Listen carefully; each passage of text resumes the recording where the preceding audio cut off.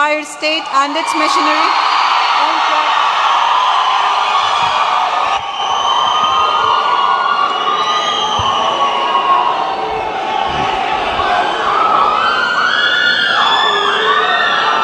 Okay తమ్ముళ్ళు,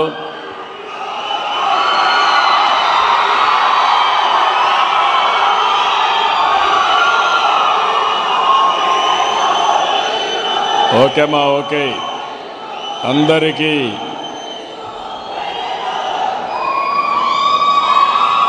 నమస్కారాలు.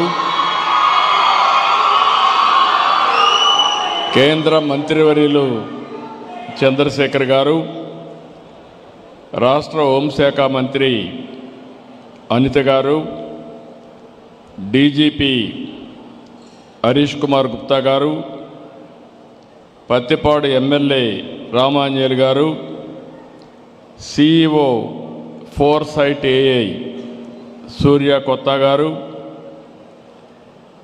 IGP Srikanth గారు, జిల్లా కలెక్టర్ నాగలక్ష్మి గారు, రాయపాటి శ్రీనివాసరావు గారు, ఈరోజు ఇక్కడికి వచ్చినప్పుడు ఘన స్వాగతం పలికినటువంటి సోదరిమణులందరికీ, ప్రత్యేకంగా పోలీస్ ఆఫీసర్లందరికీ, అదే మాదిరిగా చాలామంది ఎక్స్పర్ట్స్ నేషనల్ ఇంటర్నేషనల్ లెవెల్లో వచ్చారు. కానీ ఇక్కడ అందరికీ అర్థం కావాలి కాబట్టి నేను తెలుగులోనే మాట్లాడుతున్నాను. నేను మీతో అక్కడ ఇంటరాక్ట్ అయ్యాను. ఆ విధంగా వచ్చిన ఎక్స్పర్ట్స్ కూడా నమస్కారాలు. ఈరోజు పోలీస్ డిపార్ట్మెంట్ని మనస్ఫూర్తిగా అభినందిస్తున్నా. మామూలుగా పోలీసులంటే ట్రెడిషనల్ అప్రోచ్ చేసే నుంచి ఇప్పుడు టెక్నాలజీని ఏ విధంగా ఉపయోగించుకోవాలి అనే విషయంలో పోలీసులే చొరవ తీసుకొని ఒక మంచి కార్యక్రమాన్ని దేశంలో ఎక్కడా చెయ్యని విధంగా ఆంధ్రప్రదేశ్ పోలీసులు చేశారు. వాళ్ళ మనస్ఫూర్తిగా అభినందిస్తున్నా. It will go a long way. ఈరోజు మనం ఒక్కసారి చూస్తే ఎక్కడైతే లా అండ్ ఆర్డర్ బాగా ఉంటుందో, ఎక్కడైతే క్రిమినల్ యాక్టివిటీస్ లేకుండా ఉంటాయో అక్కడే అభివృద్ధి బాగా జరుగుతుంది. నేను ఎప్పుడు కూడా ప్రగాఢంగా నమ్ముతాను. నేను టెక్నాలజీ పైన ఎంత శ్రద్ధ పెట్టానో లా అండ్ ఆర్డర్ పైన కూడా, యాంటీ సోషల్ ఎలిమెంట్స్ పైన ఉక్కుపాదం పెట్టాను. ఎక్కడ ఎవరిని వదిలిపెట్టలేదు. నేను ఒకటే చెప్పేవాడిని, సిబిఎన్ సీఎంగా ఉన్నంత వరకు క్రిమినల్స్కి రాష్ట్రంలో చోటు లేదనేది నా ప్రగాఢమైన సందేశం. ఆ రోజు మీరు చూస్తే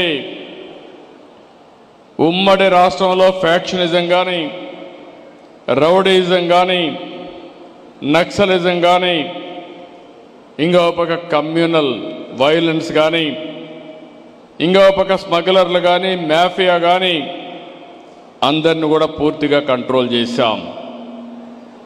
నేను ఎప్పుడు కూడా ఎప్పటికప్పుడు టెక్నాలజీ కూడా ఉపయోగించుకోవాలి. ఈరోజు మనందరూ ఇక్కడ ఉన్నారు.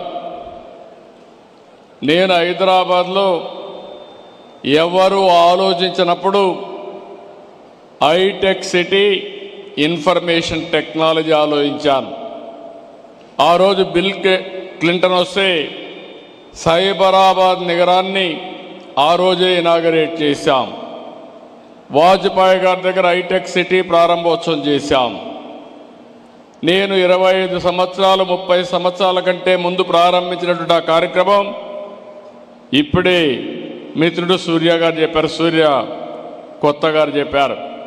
వీళ్ళందరూ బెనిఫిషరీస్ ఆ కార్యక్రమం వల్ల. నేను గర్వపడుతున్నా. బ్రహ్మాండంగా ప్రపంచం మొత్తం రాణిస్తున్నారు. పవర్ ఆఫ్ టెక్నాలజీ మీరు ఒక్కసారి చూస్తే 25 సంవత్సరాల్లో ఈరోజు హైదరాబాద్ నగరం వల్ల, ఐటీ వల్ల, నాలెడ్జ్ ఎకానమీ వల్ల దేశంలో హైయెస్ట్ పర్ క్యాపిటా ఇన్కమ్కి చిరునామా తెలంగాణ. అదే మరి మోస్ట్ లివబుల్ కండిషన్స్ ఉండే సిటీ హైదరాబాద్ సిటీ. ఈరోజు ఇవన్నీ చూసిన తర్వాత రాష్ట్ర విభజన తర్వాత ఆలోచించాను మళ్ళీ నెక్స్ట్ లెవెల్కి వెళ్ళాలని. 2023లో government of India quantum mission పెట్టారు. కానీ ఇంతవరకు పెట్టారు కానీ ముందుకు పోయే సమయంలో నేను చొరవ తీసుకున్నాను. ఫస్ట్ టైం మళ్ళీ క్వాంటమ్ వ్యాలీ కింద ఆర్టిఫిషియల్ ఇంటెలిజెన్స్కి ప్రాధాన్యత ఇచ్చి రాబోయే రోజుల్లో ప్రపంచం మొత్తం తెలుగువారి సత్తా ఏంటో చాటబోతున్నామని మీ అందరికీ విజ్ఞప్తి చేస్తున్నా.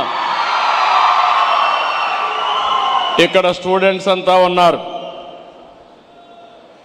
ఈరోజు ఇక్కడ ఉండే స్టూడెంట్స్ మీరు ఒక్కసారి గుర్తుపెట్టుకోవాలి. ఒకప్పుడు మనం చదువుకుంటే ఉద్యోగాలు వచ్చేటివి కాదు. అదే సమయంలో ఈరోజు మీరు చూస్తే ఒకప్పుడు నేను ఇంటింటికి చెప్పేవాడిని, పేరెంట్స్ చెప్పేవాడిని, మీ పిల్లలకు ఎంత ఆస్తి ఇస్తారనేది ముఖ్యం కాదు, మీ పిల్లల్ని బాగా చదివించండి, ఐటీ చేయించండి, తద్వారా రాబోయే రోజుల్లో మీరిచ్చిన దానికంటే 100 రెట్లు ఆస్తి సంపాదించే తెలివితేటలు మన పిల్లలకు వస్తాయని నేను చెప్పాను. ఎన్నో సంవత్సరాలు కాలేదు, 25 ఏళ్ళు. ఈరోజు ప్రపంచంలో మీరు ఎక్కడికైనా వెళ్ళండి, ఏ దేశానికి పోయినా అక్కడ తెలుగువాడు ఉంటాడు. ఇంకో పక్క ప్రపంచంలో ఎక్కడైనా పాష్ లొకాలిటీ, మంచి డెవలప్ అయిన మంచి లొకాలిటీకి పోయి అక్కడ తెలుగులో ఒక గట్టిగా అరిస్తే చుట్టుపక్కల ఉండేందరూ గ్యాదర్ అయ్యే పరిస్థితి వస్తుంది. అది తెలుగుదేశం పార్టీ ఈరోజు ప్రపంచం మొత్తం తెలుగు వారి యొక్క శక్తిని, సామర్థ్యాన్ని నిరూపించాం.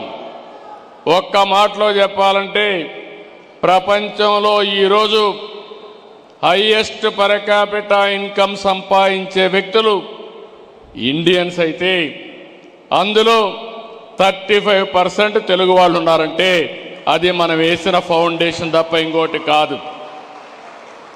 ఈరోజు నిన్న మొన్న కూడా నేను మాట్లాడాను, స్టూడెంట్స్ అంతా ఉన్నారు. మీరు ఒకటి గుర్తుపెట్టుకోవాలి, కొంతమంది మాట్లాడుతున్నారు ఏ వస్తే ఉద్యోగాలు పోతాయి కాబట్టి చదువు కూడా మానేసి ఇంట్లో కూర్చుందామని. అది సొల్యూషన్ కాదు.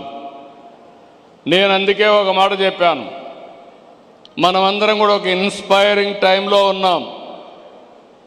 ఇక్కడ ఉండే స్టూడెంట్స్కి మీకు అందరికీ విజ్ఞప్తి చేస్తున్నా, ఈరోజు మీరందరూ గుర్తుంటే ఆలోచిస్తే ప్రభుత్వం అంతా కూడా ఏ విధంగా నేను ఆలోచిస్తున్నానని ఒక విషయం చెప్తున్నాను మీకు. భారతదేశానికి ఆధార్ ఉంది. ప్రతి ఒక్క స్టూడెంట్ యొక్క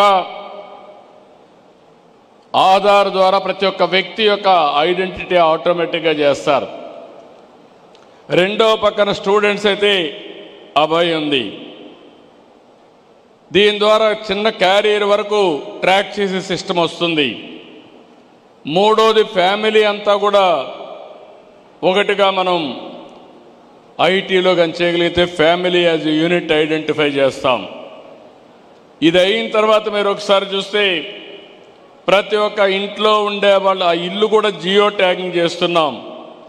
రేపు ఏదైనా విపత్తు వస్తే నాకు ఎవ్వరూ చెప్పక్కర్లేదు, నేరుగా డ్రోన్ ద్వారా ఏ సహాయం పంపించాలన్నా వాళ్ళ ఇంటిపైకి నేను పంపించే అవకాశం వచ్చిందని చెప్పి కూడా నేను మీకు తెలియజేస్తున్నా.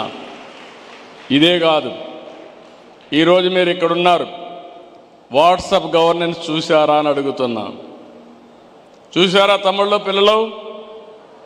వాట్సాప్ గవర్నెన్స్ తెలుసు అనేవాడు చేలు పైకెత్తండి. వాట్సాప్ గవర్నెన్స్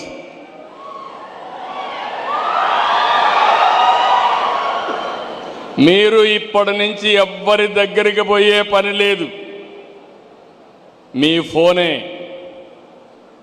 వాట్సాప్ గవర్నెన్స్ కూడా ఇంత మురుపారికి టైపులు కూడా చేసే పని లేదు. హాయ్ అని నీకేం కావాలో చెప్తే ఆర్టిఫిషియల్ ఇంటెలిజెన్స్ ద్వారా క్యాలిక్యులేట్ చేసుకుని మీ సమస్య పరిష్కారం చేసి మళ్ళీ మీకు ఇన్ఫర్మేషన్ ఇస్తున్నామంటే అది ఈరోజు ఈ రాష్ట్రం చేసే ప్రగతి అని చెప్పి మీకు తెలియజేస్తున్నా. ఈరోజు మీరంతా సర్టిఫికేట్స్ కోసరం, క్యాస్ట్ సర్టిఫికేట్ కోసరం, మార్కుల కోసరం ఆఫీసుల చుట్టూ తిరిగేవాళ్ళు. ఇప్పుడు ఎక్కడికి పోయే పని లేదు. 100% అన్ని సర్టిఫికెట్లు, అన్ని పనులు ఆగస్టు 15 నుంచి నేరుగా మీకు అందజేసే బాధ్యత, రియల్ టైం గవర్నెన్స్లో వాట్సాప్లో ఇచ్చే బాధ్యత మాది. దీనివల్ల జవాబుదారితనం కూడా వస్తుంది. ఎవరైనా ఆఫీసర్ తప్పులు చేస్తే రికార్డ్ అయిపోతుంది, డిలే చేస్తే తప్పులు రికార్డ్ ఇది వస్తుంది. ఇంకొక పక్కన బ్లాక్ చైన్ కూడా పెడుతున్నాం. దీనివల్ల ఎక్కడికక్కడ ఒక అకౌంటబిలిటీ వస్తుంది, మ్యానిపులేషన్ తగ్గిపోతుంది, డిలే కూడా తగ్గే పరిస్థితి వస్తుంది. ఇక్కడ మీ అందరికీ స్టూడెంట్స్ ఇక్కడ ఉన్నారు, మీ అందరికీ ఒకటే విజ్ఞప్తి చేస్తున్నాం. ఇంతవరకు మన తల్లిదండ్రులు కష్టపడినట్టు మనం కష్టపడే పని లేదు. ఈరోజు మైండ్ పనిచేయాలి, మేధోశక్తితో పనిచేయాలి. అందుకే నేను ఒక మాట వాడాను, రాబోయే రోజుల్లో హార్డ్ వర్క్ కాదు, స్మార్ట్ వర్క్ చేయాలి. అది పిల్లలు నేర్చుకోగలిగితే ప్రపంచాన్నే మీరు జయించే పరిస్థితి వస్తుంది. ఈరోజు ఒకసారి మీరు చూస్తే హిస్టారికల్ డేటా గవర్నమెంట్లో కానీ ప్రైవేట్లో కానీ డేటా బ్యాంక్ ఉంది, క్లౌడ్లో ఉంటుంది. ఈరోజు ఈ డేటా రాబోయే రోజుల్లో ఒక పెద్ద సంపద. ఆ డేటా కరెక్ట్గా ఉండాలి. ఈరోజు మీరందరూ అలవాటైంది, కొన్ని ఆర్టిఫిషియల్ ఇంటెలిజెన్స్ యూస్ కేసెస్ వచ్చాయి, చాట్ జీపీటీ కానీ ఇలాంటి కొన్ని వచ్చాయి. అందులో వాడుకుంటున్నారు, కానీ అందులో వాడుకునేది ఓన్లీ డేటా వస్తూ ఉంది, కానీ మీకు కావలసిన సొల్యూషన్ అందులో వచ్చే పరిస్థితి లేదు. అది మనం తయారు చేసుకోవాలి. అందుకే మీరు చూసినప్పుడు రియల్ టైం డేటా అంతా కూడా మనకి ఈజీగా వచ్చే పరిస్థితి వస్తూ ఉంది. ఎప్పుడూ ఎక్కడా ఊహించలేదు. ఈరోజు మీరు చూస్తే శాటిలైట్ ఉంది. ఒకప్పుడు శాటిలైట్ గవర్నమెంట్ లెవెల్లో ఉండేది. నిన్నే నేను ఒక పాలసీ అనౌన్స్ చేశాను, స్పేస్ సిటీ కింద రేపు రాబోయే రోజుల్లో ప్రైవేట్ వ్యక్తులు కూడా శాటిలైట్ లాంచ్ చేసే పరిస్థితి తీసుకొస్తున్నాం. ఇంకో పక్కన డ్రోన్స్ వచ్చాయి. దేశంలో మొట్టమొదటిసారిగా డ్రోన్ సిటీ కూడా ఏర్పాటు చేసి మ్యానుఫ్యాక్చరింగ్ కానీ, అది డిఫెన్స్కి కానీ, సివిలియన్ పర్పస్కి కానీ వాడే డ్రోన్స్ కూడా వస్తున్నాయి. ఇంకో పక్క సీసీటీవీ కెమెరాలు వచ్చాయి, అన్ని చోట్ల పెట్టేస్తున్నాం. ఎవడైనా రౌడీ గొడవ చేసే ముందరనే వాడు చొక్కా పట్టుకునే పరిస్థితి తొందరలోనే తీసుకొస్తానని మీ అందరికీ హామీ ఇస్తున్నా. ఎందుకంటే మీరు ఒకసారి చూస్తే ఎవరైనా రౌడీలు కారులో పోతా ఉంటే రౌడీ షీటర్స్ ఐడెంటిఫికేషన్ ఆటోమేటిక్గా వస్తుంది. అదే సమయంలో ఎవరైనా తాగి డ్రైవింగ్ చేసినా వస్తుంది.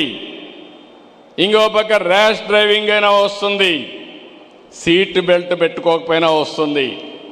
రేపు రాబోయేది మీకు కూడా చెప్పే పని లేదు. ఏది జరిగినా నేరుగా మీ ఇంటికి నోటీస్ వస్తుంది. దానివల్ల చాలా వరకు డిసిప్లిన్ వస్తుంది. కొంతమంది రౌడీ చేసేవాళ్ళు మారిపోతారు. అదే సమయంలో భవిష్యత్తులో ఐఓటీస్ వచ్చాయి, వేరబుల్స్ వచ్చాయి, ఇంకో పక్క సెన్సార్లు వచ్చాయి.